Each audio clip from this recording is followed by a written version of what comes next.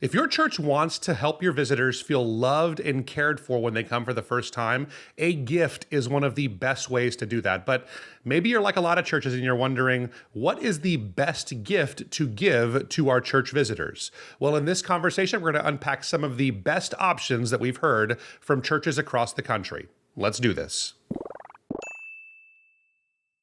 Well, hey guys, I'm Thomas. And I'm Ian. And today we're talking about church welcome gifts or visitor gifts and things that churches give to visitors that are there for the first time. Yeah. We want to break down some of the best ideas that we've heard and give you some feedback on what we think of them. And I think it should be a good conversation, because I think a lot of churches and pastors, we wonder, hey, what do other churches do here? And what is an appropriate amount of gift, and how much should I spend on these gifts? And we do think that it is important to give some kind of a gift to your first-time visitors, but we wanted to give you some ideas on the types of gifts that we could give. So it should be a good conversation. Yeah, I think so. And maybe also it'll be helpful to some that have maybe been giving the same gift for a long time and need fresh ideas. Yeah, no, I think so. This actually came to me, this idea. I was sitting around at a camp this weekend and hanging out with a bunch of people. A lot of them are pastors and leaders in their church. And my daughter was actually given a gift from a church. And this floored me. It was a Yeti Rambler, like a 16-ounce Yeti Rambler that was branded with the church information, not there, just the logo of the church basically was on there.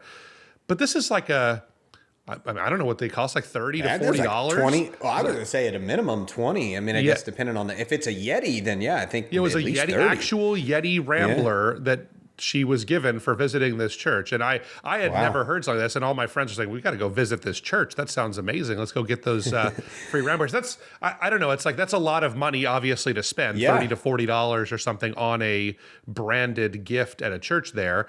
But I think in a sense, it was kind of, it was interesting, because all of us were saying, we were mostly jesting, but we were kind of open to the idea of going to a church just for the gift. And obviously nobody, I don't think that's the reason why you give a visitor gift. You don't give it so that people will want to tell their friends and say, the message is fine, the worship's okay, but my goodness, the Yeti there, you got to go get it. At least claim it. Go one time and get your free gift. Yeah. So, but if that is why people come, then, God bless them. That's pretty awesome at the same time. So anyway, it just got us discussing what should churches be giving in these areas, and how much should we be spending. And the reason, in my view, as to why we give gifts to visitors, in order, obviously just to be a blessing and build goodwill towards someone with a gift, that always helps. Yeah. But also it is a tool to incentivize them to give information as kind of an exchange there. And again, I hate being so formulaic or like business minded with this, but one of the things you want to do if you want to disciple people that are there at your church for the first time and bring them into whatever process you have, is you want to gather their information, name and email and phone number, address, those kinds of things, whatever they'll give you. And we've done many episodes here at REACHRIGHT about how to ask those questions, how to do visitor cards, how to build an assimilation process. We hadn't done one before on what you can give to incentivize that. And so the idea is that you're never going to do like a strong, like, hey, I'm not going to give you this until I have your information. You never do it that way. But it's just kind of this understood agreement that, hey, we have something for you. What we ask for you in return is that we would ask that you would fill out that form and let us know that you were here with us. And we just want to know how we can be praying for you, those kinds of things. So to that end, we have 6 ideas, and I think are the things that are most commonly given that churches want to give. Now, we did rule out some of those that we feel are maybe a little bit older and things that you shouldn't do, but these are the ones that I think that still probably have some merit as a gift that you can be giving at your church there. So, I'll kick us off here. That's it. The first one is to give them a book. And this is probably, of the 6, my least favorite of all the ideas here, is giving them giving them a book. But I will say that it is one that I have done, and we had a decent level of success doing this. So but when we say a book, it's typically some kind of a apologetics book or a devotional Right. type book or some kind of a book that would help people maybe take a next step in their faith journey. Right. So the some of the ideas, like so what we did at a church I was pastoring is we gave A Case for Christ by Lee Strobel. We gave him that book when people would come for the first time. Great book, powerful, makes a great compelling case for Jesus and his existence and the fact that he is also the Lord of the universe. That's kind of the idea behind it. Other ideas would be things like Mere Christianity by C.S. Lewis, More Than a Carpenter, those kinds of books that are more apologetics minded. I think that these are really great, but the risk you run with giving a book like this is that, number one, is I'd say most people probably won't read it. That's just, it's not necessarily cheap. It'll probably, even at bulk rates, will cost you, maybe $10 a gift for something like that. And, the reality is that a lot of people don't really care. I know with my reading list, I'm very selective on the things that I put into there because I only have, it's not so much affording the books is the problem. It's the time to read the books. That's the big bottleneck for all of my reading there. So that's kind of the downside. And then there's just the idea that a lot of people won't even be interested in it, or a lot of your visitors might be people that are already followers of Jesus, and this is not something that they necessarily need to hear again. So there's all kinds of rubs with those kinds of things, but I do like the gesture. I have tried it. It did work to some degree. If I was starting a new assimilation process now, I probably wouldn't choose a book, but it is one out there. So any thoughts on that, Ian? Yeah. No, I agree with you totally. This was my least favorite as well. And I was kind of like, first, I was like, boring. But no, I agree with all of that. I think what my church has done that we've done for the last several years that I think is a good strategy is we've never given books to first-time guests, but we do give books to these types of books that you mentioned. And we give them to someone who has just made a recent decision for Christ. So if they have kind of come for the altar call, or they have, raised their hand at the end for that, or whatever, how that went down, we mention if you have made that decision, hey, stop by our Connection Center. We want to give you a great book that'll guide you on this new path with Jesus. So that has worked well because those folks that have recently made those decisions, they're more ripe, I guess, and would be more desiring of a book like that. So, so I think you're right. With all of that. It's still in the vein of being a free gift that you give to someone that is newer to your church in most cases. But I don't know that it's something that I would do for every visitor that comes in, because it's just, it just can't be tailored enough and something that everybody would appreciate the same way. Right. So I think that's good. Well, this next one I like, and I think it's kind of, I don't know. This one will probably be timeless for a while because everyone likes coffee. It's a coffee gift card. Not everyone likes coffee, no, but most people, even if they get a coffee gift card at most coffee shops, they can go get something other than coffee that they would like cake or whatever. Obviously, Starbucks, if you do choose Starbucks, offers numerous things other than coffee. But I think this one you can't go wrong. That was, my thought behind the coffee gift card. Yeah, I think a coffee gift card is great. I think that it's something that I personally would encourage you to have a local bent towards it. So sure, everybody has a Starbucks gift card, and it's obviously the as far as the value of it, everybody can use it at some point, whether you like coffee or not. You can go in there and get something. But I think I would probably, if I was doing it, I would find whatever that local coffee shop is that people do tend to like. And as long as it's accessible to everybody in your community there, I think it's a great gift. Usually $5. I think, would you say that's an appropriate amount for that gift card, or what would be normal, would you say? Well, definitely at least $5. Yeah. Until you go under $5, that may come off as cheap. But I'd say 5, no more than 10. I'd say 10 is pretty generous. Anything. I would think so. Yeah, but basically the idea is that you would get one nice cup of coffee. And I don't do a lot of, I live in Hawaii, and so our local coffee shops are like just astronomical how much things cost here. But I would assume in your area, can I go into Starbucks and get a mocha or something like that, or a cappuccino for $5 or less? Is that right? Yeah, you can. I mean, you're not going to get all the extras. I'd think, if you're asking for an extra shot of espresso or something else in there, you're probably going to go above 5, or if you're going to get a venti or a large size, you're definitely going to go over that. But yeah, no, it is it would incredible cover what coffee costs it would nowadays. cover. I know, right? It would cover a good cup of coffee. So $5. Yeah, and would, so I mean, maybe when you hear these, and this might, I want to say this here as we're getting into these ideas.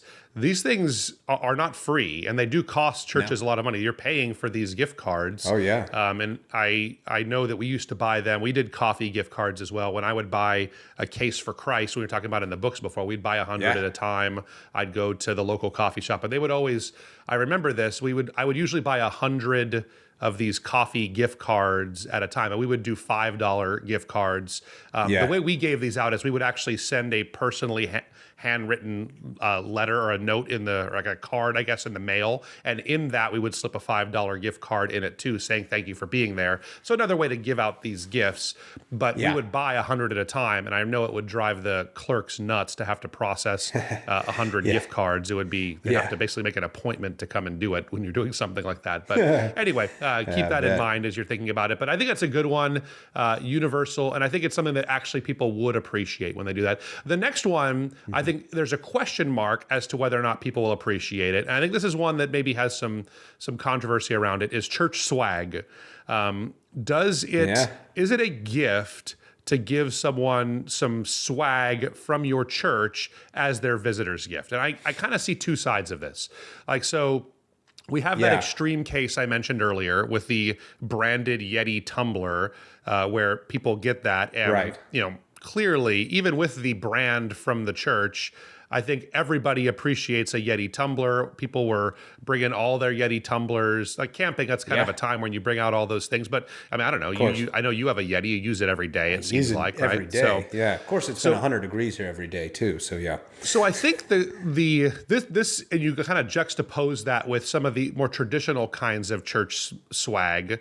So things like the cheapest internet mugs you can possibly find that are, flimsy and chip all the time, pens, T-shirts, those kinds of things that are the cheap T-shirts that people like. So I think it's kind of a double-edged sword in that it is cool. I get the idea behind swag. I love the idea that I could give people something that's kind of a 2 birds, 1 stone scenario where you give them something and they wear your advertising out from that point on. But the problem is that, like, I think most people, like, if they get a T-shirt, for instance, let's see, from your church, like, they're not going to just like wear it out to like their average every day or going out to the town wearing your church T-shirt necessarily.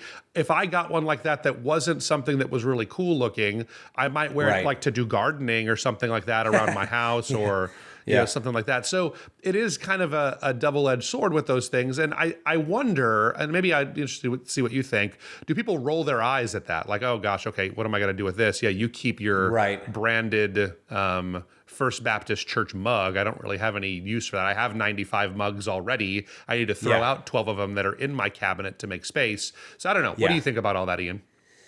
No, I think you're right. I think this one is probably the one with the biggest question mark behind it because, I think it could be, if it's something, I would say no. I think it has to do with the demographics in the community you're in. If you know that, certain swag things are trending in your area, then it could be well received. But my first thought was that it almost it could be perceived as the church, assuming that like I'm going to come back or assuming, hey, I'm going to go ahead and start representing your, like for something like a T-shirt with a logo on it, like I'm going to start repping your church locally. Like I don't think a ton of people would think that, but if it is something that is branded, I mean, that's saying, hey, I'm behind this, just like, everyone wears, people who wear Nike or Adidas, they're behind that brand, right? Or they like that brand. So I don't know. I think you just got to be careful. I think my closing thought on it is being careful and try to know what people would receive the best, how it would come off. It takes a little more thought with something like this. Yeah, no, I think so too. And I would caution people about this. If you're going to go the church swag route, don't just look for the cheapest piece of church swag you can give people, assuming it'll be great. I think, again, if you got oodles of money and want to do Yeti tumblers, I think that'll go a long way. But I think outside of that, if you're doing cheap t-shirts, cheap mugs, I would caution you and say, think twice maybe before you do that. That's good. That's good. Now, this next one I thought was unique. This actually, I was like, oh, wow, I haven't thought of this one. Donating to a charity on the first-time visitor's behalf. So that was a little interesting to me. So, but I kind of liked, what was behind it. And I think that if someone's newer, this can give them the impression that your church is really behind other things other than just church on Sunday. If it was a donation to a local food bank or a global charity or, Salvation Army or something, I think that could give someone a good impression. And if you're doing it on their behalf, or maybe it's a charity that, they are passionate about. I mean, that takes obviously some understanding in getting to know what that person's for as far as charity. But I think this could be a real unique one, and definitely would help, the outreach-oriented. Now, when I say outreach-oriented church, we hope every church is outreach-oriented, not even oriented, that you're doing outreach somehow. Yeah. We recommend that for every church, but I think it could really help give people that impression. So I liked this one. I couldn't think of too many negatives here. Yeah. Maybe just taking a little bit more work for the church and thought behind it. Yeah, I think that I got this. This is an idea that I actually heard first from the Pro Church show or Pro Church podcast over there. They do a great show, and they talked about this as an idea as they think is the best one to do. I have some mixed feelings about it. I think I am mostly positive, I'd say. I think it's great. It kind of models the idea that your church has a culture of giving, and that's something that is really valuable to kind of create within a church there. I think the strategy that seems to work the best is that you give people the option to give, and I think this is an important caveat, that it's not to any charity or any nonprofit, because it would be hard for churches in a lot of cases to write, for instance, to write a check to the Freedom from Religion Foundation or something like that. If you're, people that are actively working against the church, you don't just say, hey, any charity. But I think you maybe have a list of 3 or 4 approved local, or maybe, I think local charities are probably best. So things like food banks or maybe family resource places or whatever it would be. But giving people the option to choose from one of these 4 to make that kind of a donation. And maybe it's something your church is already partnering with these organizations, and you're going to give anyway. So it's not like, it's kind of costing them anything to do it. So it is interesting. The thing I question, though, is like the whole idea of donation made in your honor gifts.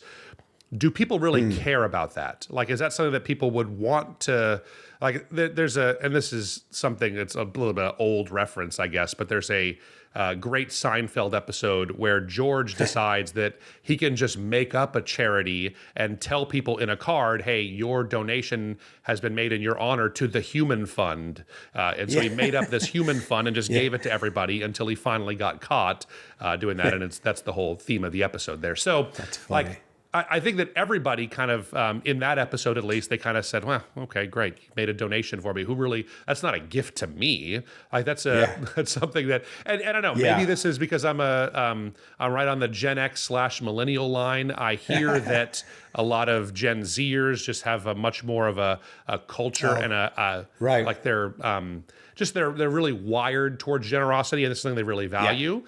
Maybe it will work better with younger churches, perhaps, but I don't know. So I kind of question whether people feel how special it is that they are there, and if they really embrace that with this kind of a gift. But I do like it in general. I think it's really a good idea.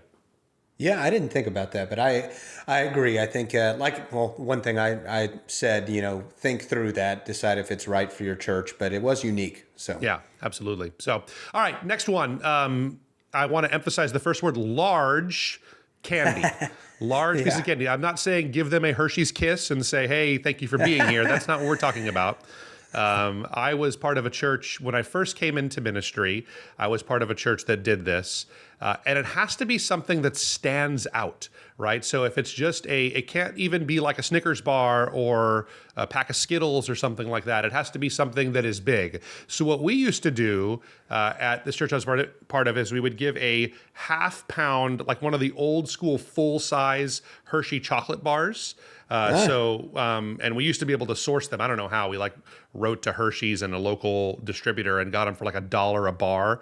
But now these would probably cost you like $7 with inflation and just what things cost. But it was a really big half-pound bar of chocolate.